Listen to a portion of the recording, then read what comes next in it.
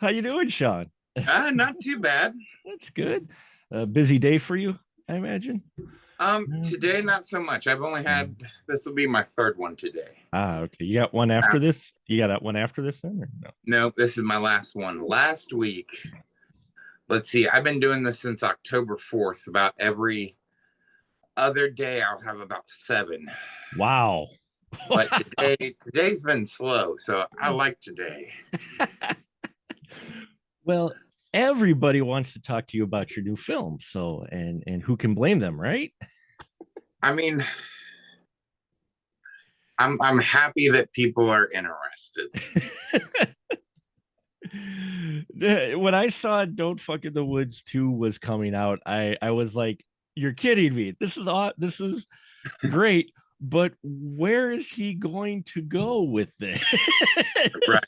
you know so I guess we could get started. The first question is, did you have it planned to do a sequel? Because the way this number two opens, it almost felt like it. Or was that just a cutscene that you ended up repurposing? Because it looked, I'm like, did he really replicate the first? I'm like, no, that's almost too accurate. No offense, but Um, we did use a very tiny bit of footage sure. from the first one for the opening scene, Mm-hmm. as far as the wide stuff where you Right. see Brandy and the creature together. Mm-hmm. Um, but other than that, everything else was shot new. Wow. Um, we had a team of people from Rising Fire Films in Arizona shoot that, where Brandy's at. Okay. And then they sent the footage to me and I cut it together.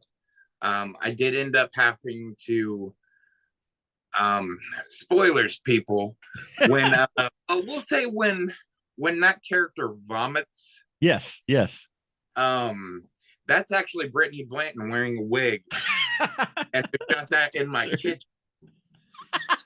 uh yeah. The magic of movies and indie filmmaking, right? And I tell you what, that's one of the reasons I keep doing this stuff, is because Yeah. nobody would ever know like that scene part of it was shot in my kitchen. Well, that's what I wanted to ask because all of it blended well. It made me. I'm like, wait, did he shoot this with a plan to do a sequel 6 years later? I think it is now, or 5 years. It's like, because it really blended well, and that just, and it sets up for the rest of the film, obviously. But it just blew my mind when it opened like that. And I'm like, that really looks like he shot it. Like maybe if we do a sequel, I'll have this footage on this. Right. I mean, we had, I mean, I left it open for a sequel, but Sure. I, it was one of those things that I don't want to, no, I don't want to say that. I'm completely fine with shoving products in people's faces. I have no problem with that. But it's like, if there wasn't a story that I felt could continue on, at that point, I feel you're just beating a dead horse. Sure. So I don't really want to do that, Mhm. especially because, like, man, there's so many things I still want to make. So I don't want to like waste kind of time on one thing just because it may make a little more money than something else. Sure. Sure. But You've got plenty of other ideas, and to keep going back to the well, I can understand that. But you made this feel fresh. I liked your expansion of the mythos that yeah, you had there. What were your influences for it? It felt a little bit like The Thing was worked in there, and maybe Slither, and it had some I influences. I've always been like, just growing up, I was a huge fan of creature features Mhm. and Critters 2, hell, even Critters 3 and 4 were like just very close to my heart. And I knew like I wanted to show like an evolution of these creatures. Mhm. So it's like in the first film, we see like the final Yeah. evolution. So everyone has always asked, like, well, what's their origin? What's the origin story Right. of? So I knew I didn't want to tell people, but I wanted to show some of their origin and still leave people in the dark. Sure. Because, okay, perfect example. Do you know where the creature from the Black Lagoon originated from? Nope. All it says is the Amazon. Right. Yeah, that's it. There was no other thing outside of where, the location, but that's it. You don't know how it was formed or whatever. You know, Right.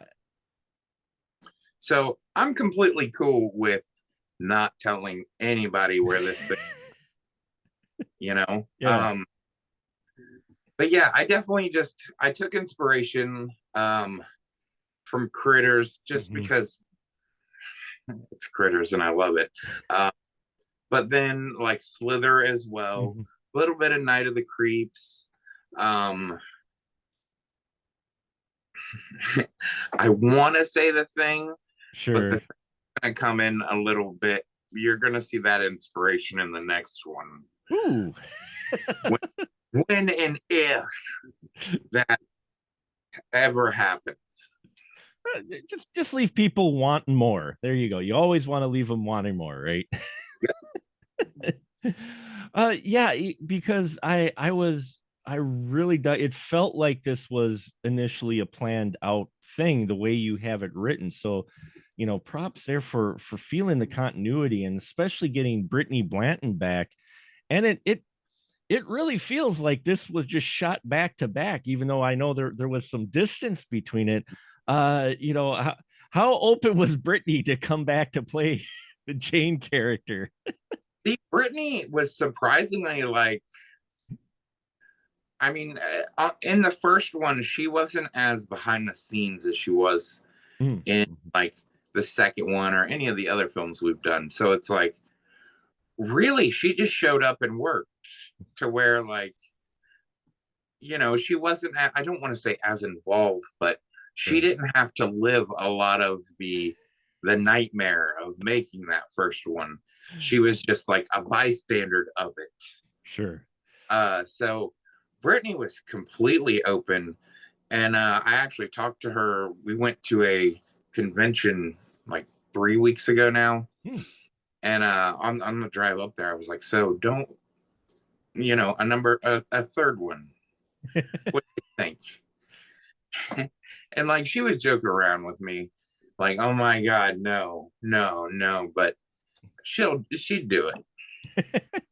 Well, I mean, you had Don't Fuck in the Woods, but you've had many projects in between that one and the sequel, and I imagine it was you learn with every project I hear. So, did Yeah. you what did you pick up from the first one that you did differently with the second one? Honestly, not a thing. Not a thing. Thing because Sure. I mean, other than like with the first one, I know I was doing a lot of things the wrong way because we Right. just couldn't afford to do them the right way. So, like, you know, like the whole, oh, wow, any night scene really Hmm. in the first film, we set three lights up in a big triangular fashion and we filmed everything inside that triangle. That way we didn't have to move lights because moving lights and setting them up in a different way, that just takes more time. Sure. Sure. So it's like the first one, we like basically we just did not listen to any filmmaking laws or rules. We just went completely against the grain. And that's why it took so long to make. Sure. Um, so with the second one, first off, I put the camera down. Mm-hmm. This was my first film that I did not shoot. Oh, okay. So I passed that camera to Travis Wilson, and I, I mean, Travis Wilson is one of my best friends. I work with him, like he's my go-to guy Sure. because I will ask some really crazy shots out of him, and like, okay, no, no, of course not. You don't have money to get things. We Hmm. have to make them work, and he'll find a way to make them work.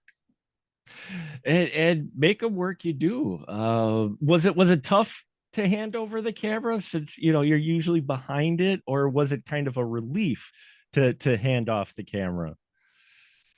I would say the first day or two, it was nerve wracking because at first like they built like I can't remember what they call it, but like I had a monitor and a chair I Sure. could sit Yeah. down. Just that's not me. That like I tried. We did that the first night. I like humored them, and I'm just like, man, it took like an hour and a half to set this up to where I can just watch a screen when I can just not watch a screen and just hit play on a playback and watch it in a couple minutes. Sure, sure. We then went that route. And that way you could be behind the cameraman, right? Do the old school director where you're standing behind the cameraman and See, I did a little, but then uh-huh. like, I've been that cameraman and I know I did not like directors like right behind me. Like, Sure. so I did a little bit, but then I did. Sure. It just got to a point where it's like, okay, Travis, he knows what he's doing. He's listening to anything I have to input. This works. So Mhm. it didn't take long for me to let go of that. He probably regrets that now, but it didn't take me all that long. And you assembled obviously, like with any horror film, when you have a sequel, there's not usually many people to carry over to a sequel.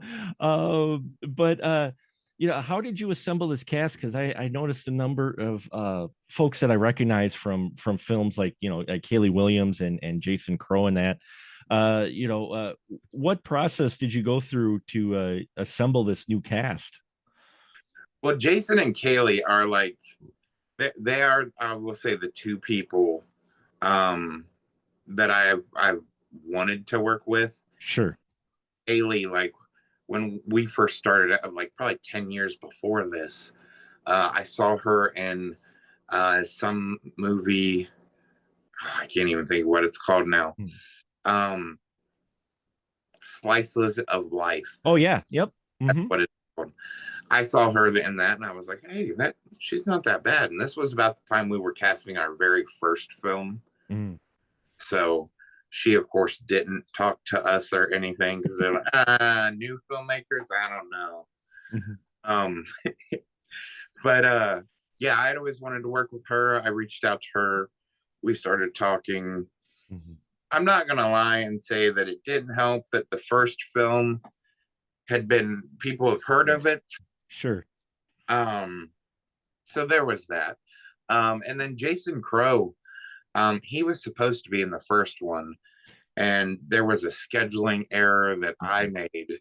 And like there for a minute, like we were angry at one another. Sure. Then like thankfully, like Jason is such a cool guy. And we got past that, and uh I remember the first day on set, I made him a photo, and it was a picture of Thelma and Louise, except it was my face and his face. And I gave it to him like in a thank you note. Um, but yeah, casting was super, super easy. We got a lot of submissions, and the hardest part was just telling people like thanks, but no thanks. Sure. Sure. Like you're awesome. Like it's like I don't know. I've never been one to be like, no. I'm kind of like, I'm sure we can find something for you. Sure. So I had to be a lot more picky this time. Plus, Cheyenne Gordon, he helped cast it as well, Mhm. because he developed several of the new characters, Mm. and he had like what they kind of looked like in mind. He's Sure. Cheyenne's that kind of writer. I I will put like no, I won't. I'll just put lead man. I won't give Mhm. them a name or anything yet because it's like once you give them a name, then they become a character and you start seeing what they look like. And then when you can't find it, you just get frustrated. Sure. And well, I went through that with Cheyenne before, and it was not Is that why Cheyenne chose the Gil character? Because fun. What's funny is that before he started writing it, because I loved he acted in the Wicked One, Mhm. and I loved him in that. He was so believable. This is before I really knew Cheyenne and what an asshole he can be. I'm kidding. I love Cheyenne. But yeah, I had worked with him. He's in Animal Inside, what used to Mhm. be known as Betsy. He's the werewolf at the beginning that attacks.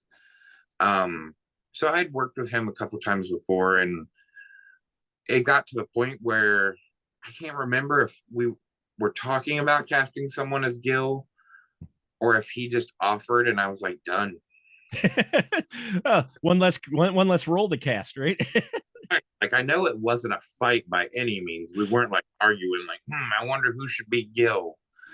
Uh, yeah, and he fit. Mhm. So No, I like the character Gil. Actually, I enjoyed the characters as well, much like in the first one. In fact, I watched the first one before watching the second one again just to refresh myself. And I did notice that watching them back to back, there are a few possible were they intentional nods to the first one? I mean, just like couple scenes that were similar and maybe a couple lines of dialogue, or was it just a coincidence?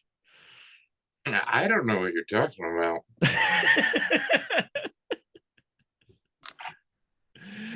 And that's where we're gonna leave it. Okay.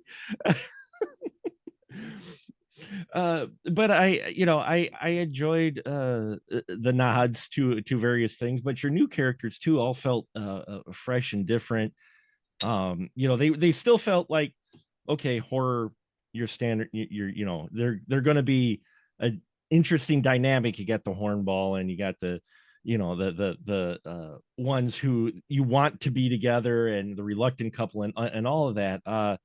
The variety of characters that you have in here, though, was it trying to, how difficult is it, I guess where I'm going with it is to try to come up with characters that at least seem a variation, or different than the ones, than just repeating the same characters from the first film. Um, this is gonna sound really, really lazy, Hmm. but thankfully, we've had tons of horror movies before this one kind of do the same thing. Right, yeah.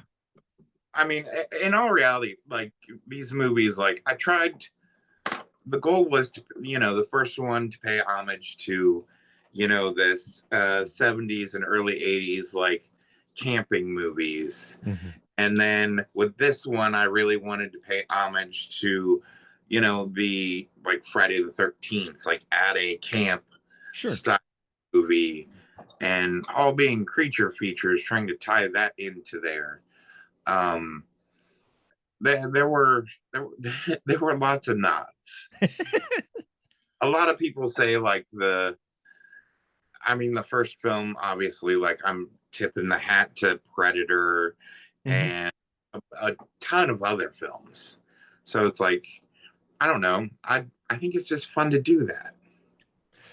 Yeah, and I have no problems with it if it's done in a creative way, which you do have here. And the characters we have here are at least feel different enough from the first one to where they have their own identity uh in here, and interesting situations as well that you have put these characters in, for sure.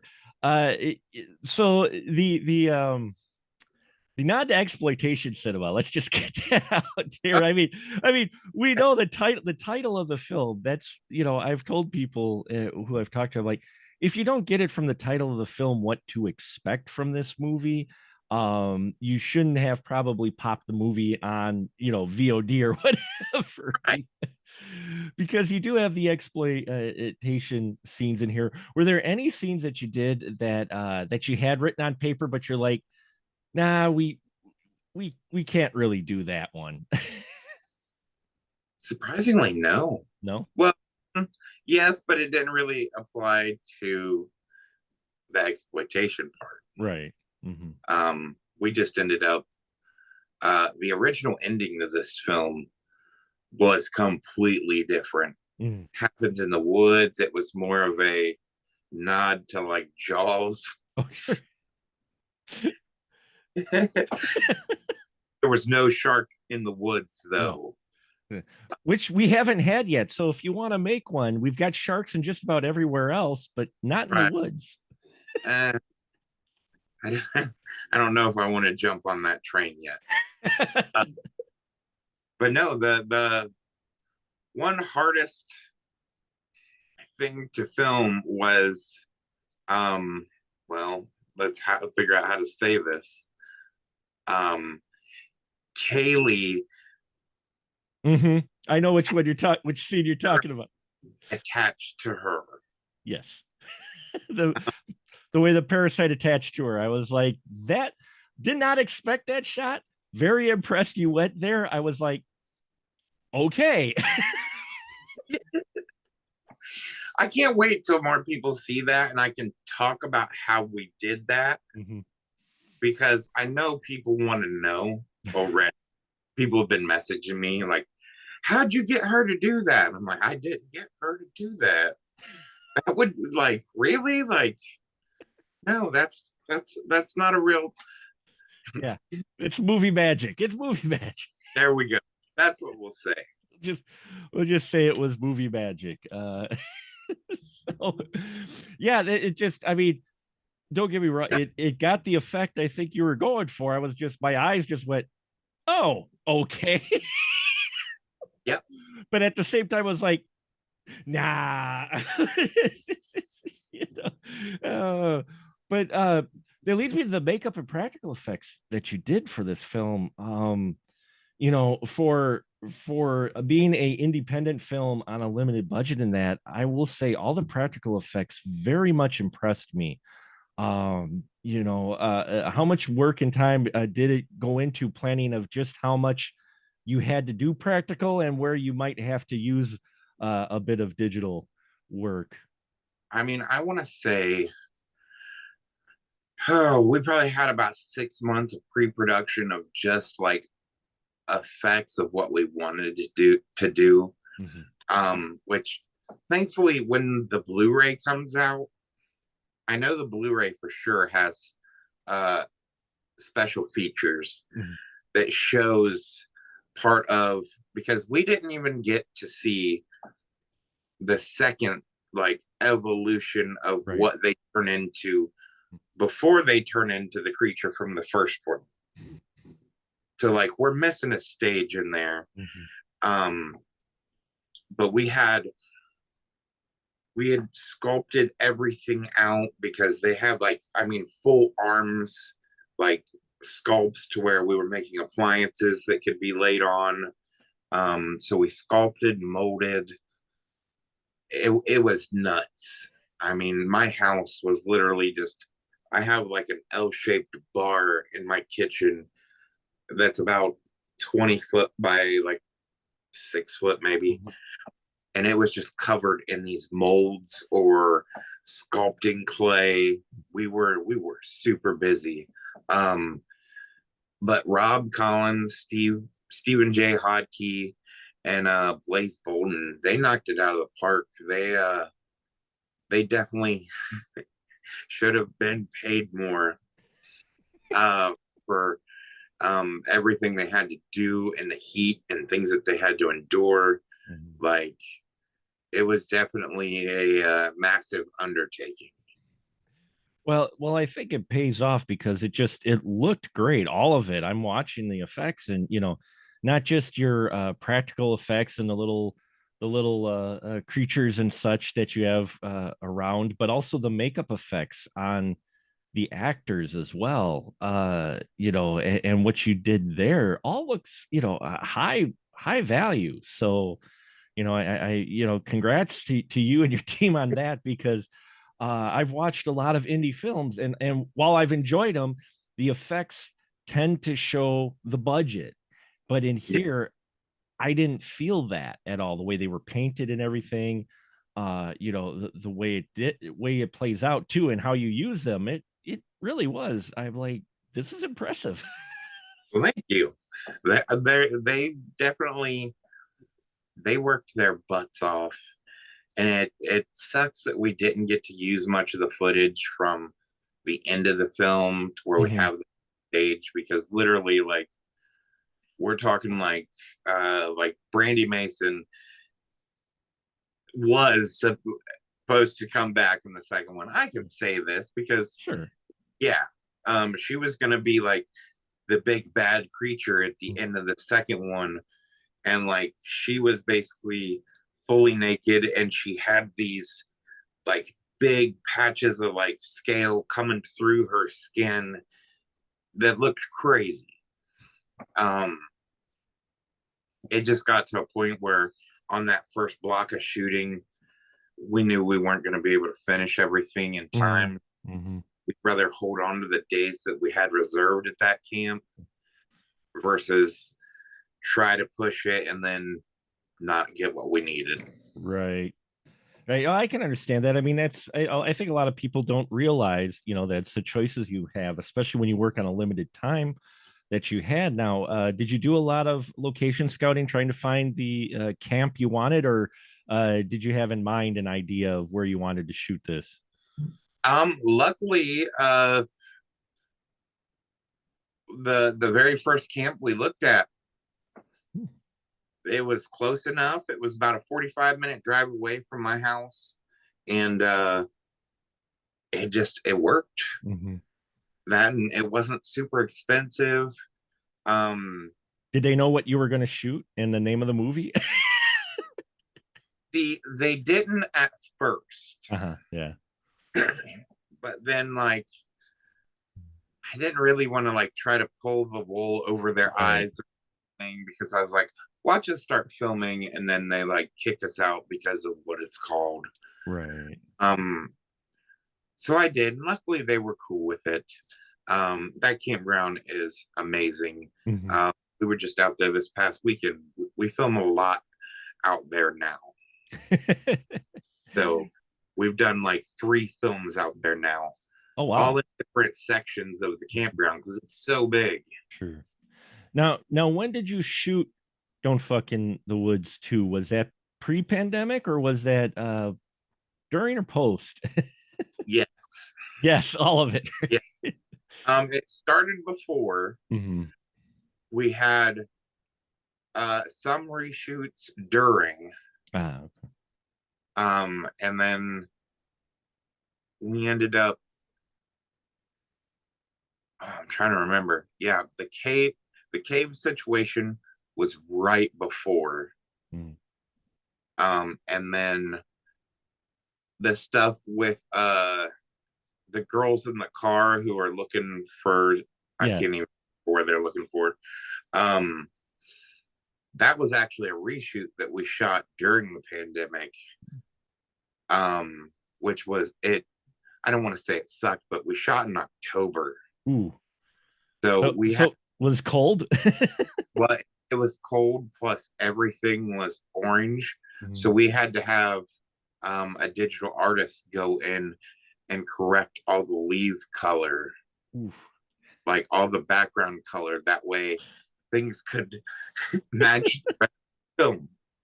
So you do. Oh no, this isn't fall. This is summer. Yeah, yeah, exactly.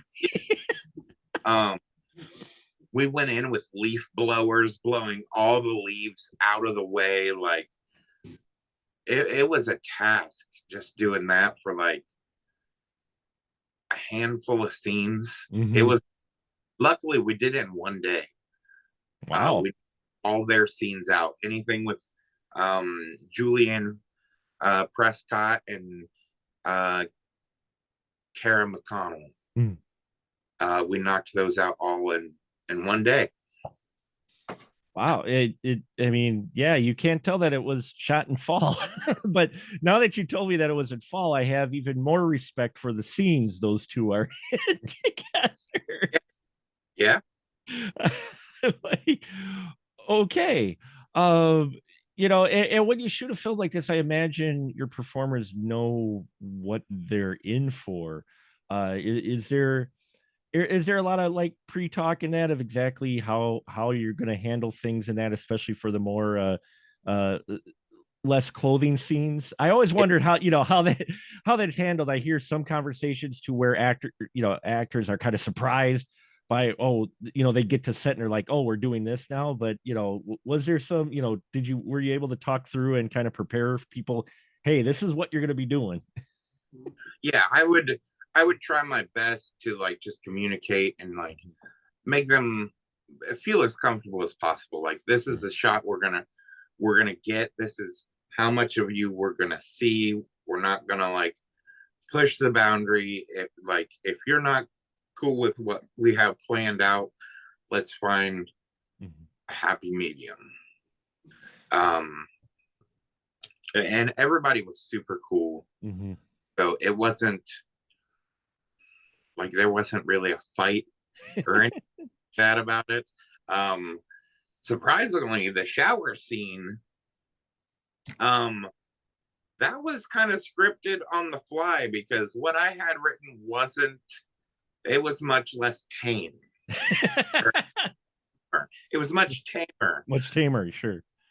to where, um, God, I feel like that was the shot. We weren't doing anything. So the actors were like, "Do you want to go film this?"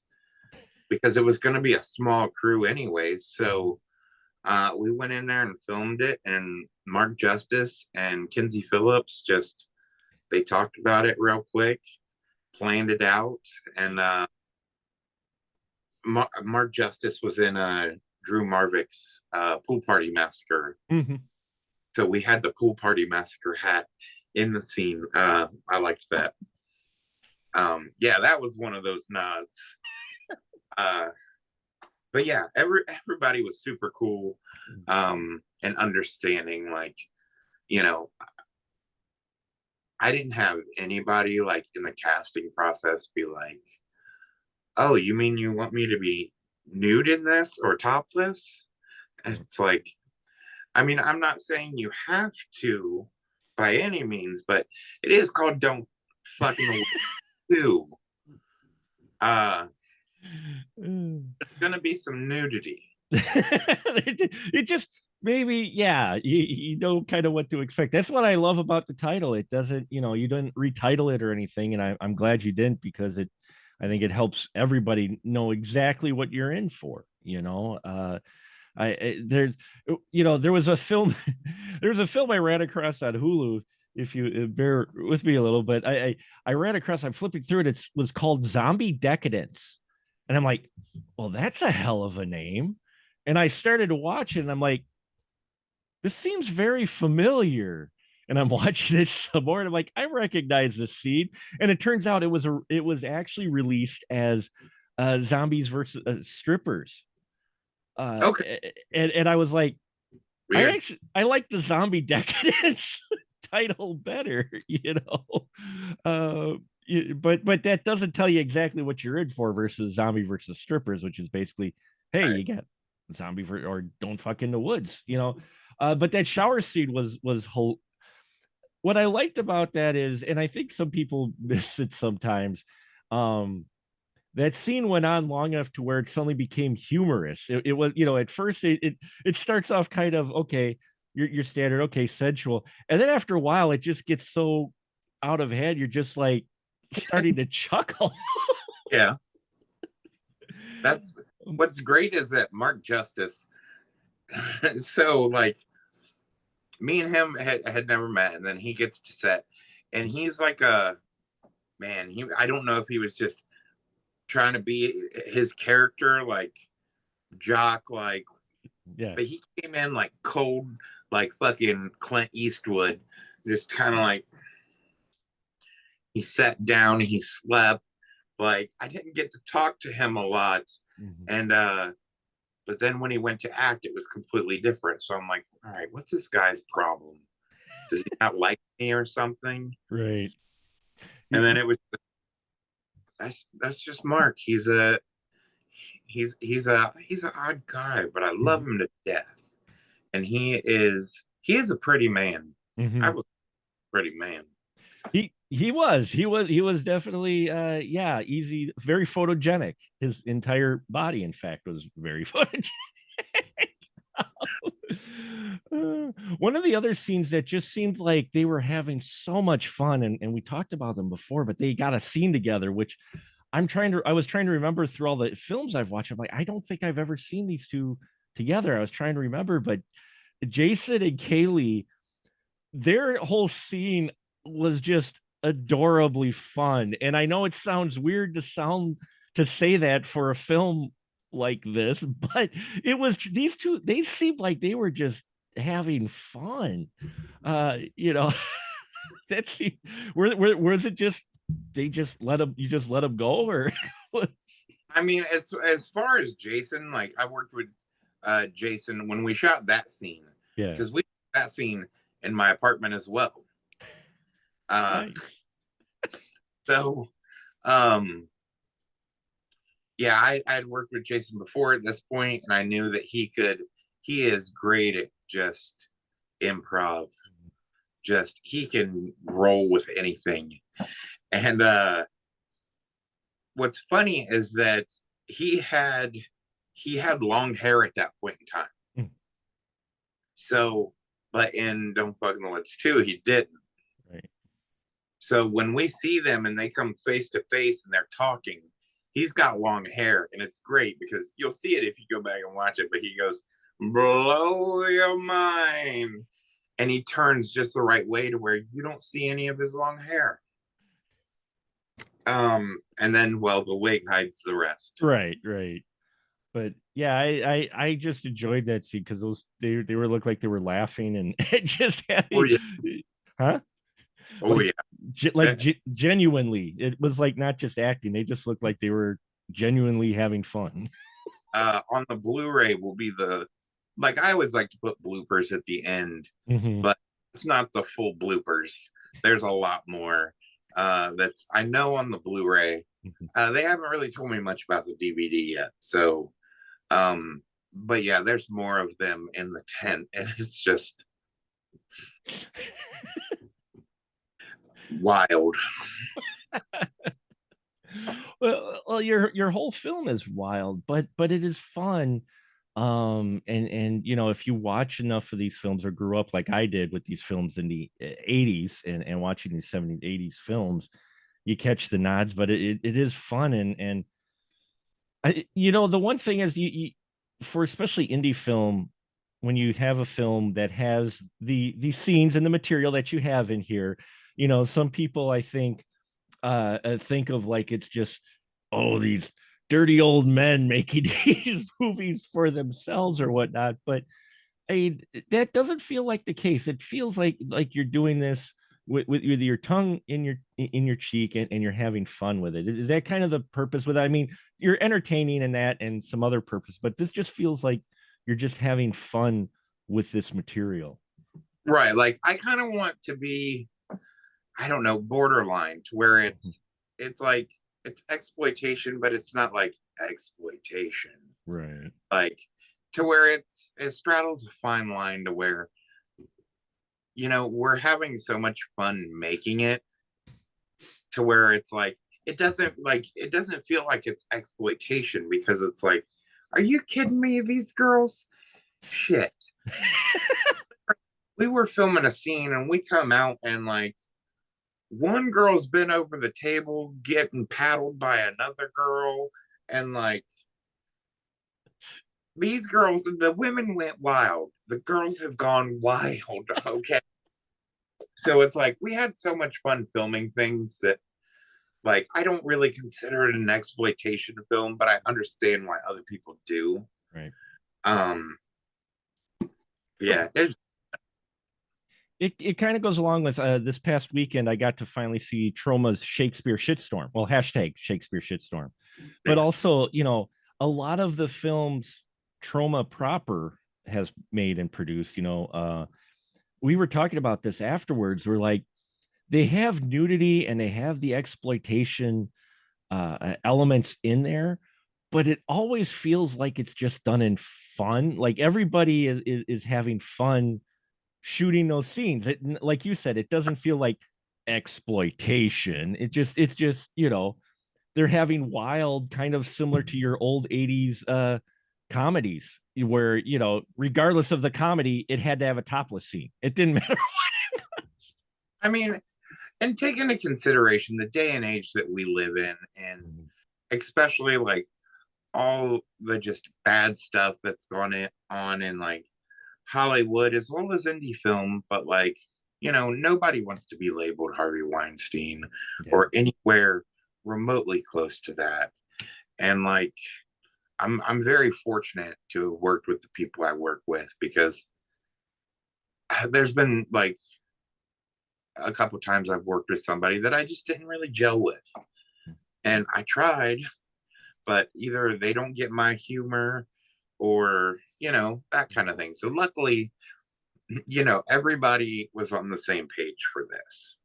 Like, nobody was, I don't think anybody felt out of their element being on this set and all this. If anything, I felt more out of place sometimes because some of the girls had no problem just like taking their clothes off right then and there. And it's like, we're not even filming. Like, we're not rolling yet. right. Like, so yeah, if anything, if anybody felt out of place at some point in time, it's most likely me. And I probably blushed and turned my head or something. And you know, I always love asking this question. What was probably the easiest scene to shoot, like that flowed really well, like you just, hey, one take? Or you know, what was there a scene in particular that just you just nailed like right away and that was just really easy to shoot? Hmm. I know it's actually a hard question when I ask that because everybody thinks of the challenging one, but I was wondering which one just kind of gelled like, hey, all right, we got it like just instantly.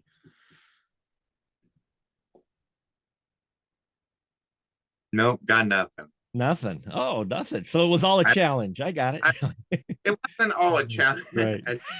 Like, I tried to think like, were there any just one takes? Mhm. I would have to say, oh, that's gonna sound bad, but probably the easiest thing to shoot was the shower scene, because uh I mean, we were limited on angles because Mhm. obviously we didn't want to show genitalia. Right. Um, and yeah, there was really like three total shots to that, maybe four. So, you know, that was only like 40 minutes to film all the shower stuff. Oh So, wow. Yeah. um, that was probably the fastest paced. Mhm. Oh, God, what does that say about us? Like, Well, you as you said, the performers kind of worked it out ahead of time, so they were rolling with it. So they yeah. kind of knew what they had. So, but no, that's interesting that it was that scene. That was because Well, it. Go ahead. normally I think that because of what's involved in that scene, it would take longer. Like, Right.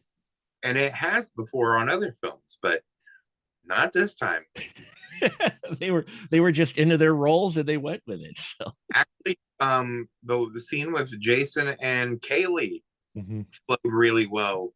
If we could just get Kaylee to stop laughing at what Jason said. So I did notice that the one blooper you had where he said something and she loses she just yeah, lose. she's still moving, but she's laughing at the same time. Well, I mean, you have here, sir, a very fun film, I think. And it's not going to be for everyone, but that's what I love about indie film too, is you don't necessarily have to make a film for the widest range of audience. Yet, are you surprised by who does enjoy like the first Don't Fuck in the Woods and this one? Are there any surprises of who actually really enjoys these type of films? I mean, I've had a, oh man, I'm gonna completely botch this, but she's like an ambassador for Mhm. the United States. Uh, I want to say in South Africa, Mm. like who's like talked to me and bought copies of the film, and like, you know, it's like it's crazy because you'd never think of something like that, like a government official, like let alone an international government official, like liking your movie, especially one called "Don't Fuck in the Woods." Right. So there's been some shocks Mhm. as far as that, but man, a lot of people are like, well, what if people don't like your movie? And it's like, I mean, they don't have to like it, Mhm. but like if it distracts them from whatever's going on in their day and makes them forget about that for a little bit, that's cool. That's exactly what I want. I'm not trying to set out to make something that is guaranteed that people are gonna like it, Mhm. because that's probably never gonna happen. Especially in today's day and age with the internet. Right. Like, you're, you're gonna find someone who's like, oh well, this is that. yeah. So what's next for you, sir? What's on deck for Shawn Burkett? Stranded is finishing up film festivals. Mhm. Um, it's doing really good. After that, well, we're in the process of finishing up Mr. Buzzkill, which is Rob Collins' debut feature film. And thankfully, I think I kind of like forced my way into it, but I play Mr. Buzzkill. Nice. Uh, In yeah, front of get to be in front of the camera. So there you go. yeah, which is a first. Luckily, I think I have one line, so that's perfect for me. Uh, but I'm currently working on something called Project Mothman. Hmm. I'm gonna, me personally, I'm gonna stay in the creature realm Mhm. for a while. But when I say realm, I don't mean that kind of realm. Right, right. Like, gonna go fantasy ever. Sure. But you're going to be doing we could look forward to possibly more creature features from you in the future for a little Oh, while. oh yeah, we're working on one about the Hopkinsville goblins in Nice. Kentucky. Um, I'm not gonna lie, I would love another shot at a werewolf movie. Betsy was fun. I enjoyed Betsy quite a bit. I just want to do like a full like dog soldiers style Oh, movie, like have just blood and gore and this massive wolf. Uh, but you know, those kinds of things take money. yeah, which is always the biggest challenge for indie film, right? Even you get the great ideas, that's no shortage, but money, that's where the shortage. Right. Well, I mean, you really make the most of what you have with your films, and especially here with Don't Fuck in the Woods and two. And I think it looks great. For whatever budget you shot it on, I will say that it looks above whatever you may have made it for. And So that was the goal. mhm. Like we really like in pre-production, like I sat down and done so much homework, like what kind of lenses to use. Because I mean, I knew what everything that we used on the first film, which surprisingly, we used that stuff on the second film, just had better lenses. So I've heard that it sometimes it's just the lens. It's just the type of lens you're looking for that can make all the difference. So yeah, where can folks follow up and keep up with what you're working on? conceptmediallc.com. I'm on Instagram, Twitter, TikTok, Twatter, whatever. Twatter, I love it. Uh, any of those, and it's just SM Burkett. Fantastic. Well, thank you, Shawn. This has been fantastic to talk face to face with you. I know we normally chat online, so this is great, folks. Don't Fuck in the Woods 2 is out now. Seriously, watch them back to back. They're fun movies, and especially if you like those '80s old school creature features, you really, Shawn, captured the spirit of it. And thank you so much for taking time to talk to me. Oh no, thank you, man. You bet.